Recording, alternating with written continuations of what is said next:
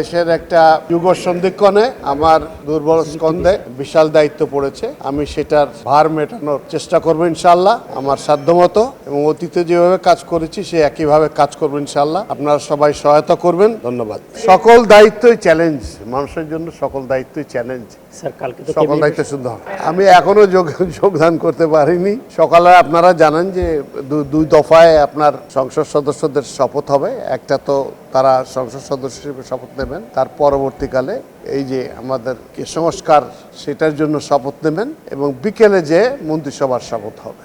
তো সেটারই ব্যবস্থা করার জন্য আমরা এই মুহূর্তে উঠে পড়ে লেগে আছি ক্যাবিনেট ডিভিশন। তো আমরা ইনশাআল্লাহ যখনই আরও ডিটেলস আসে আপনাদেরকে জানাবো। এটা ডিপেন্ড করে যিনি ইনকামিং প্রধানমন্ত্রী হবেন তার সিদ্ধান্তের উপর।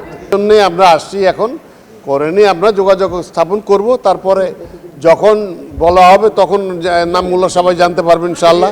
এর সম্বন্ধে কোনো কমেন্ট নাই আমার এই মুহূর্তে, কারণ ওটা কতজনের মন্ত্রিসভা হবে সেটা ওনারাই ভালো বুঝবেন। আমাদের একটা প্রিপারেশন থাকে, তারপরে কম বেশি হতে পারে সমস্ত কিছু।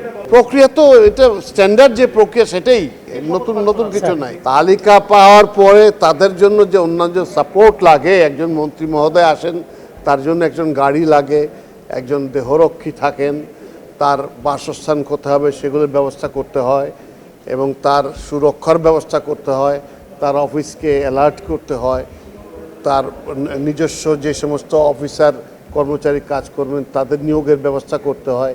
এই সমস্ত কিছু দেখতে হয়। অবশ্যই সরকার সবসময় প্রস্তুত থাকে, সরকার ফেল করে না। স্যার, কালকে সংবিধান সংস্কার কমিশনের শপথটি কালকে একসাথে হচ্ছে কিনা? যে সংস্কার জি সংস্কার শপথ হবে কালকে। Next level, well done, side by side, free.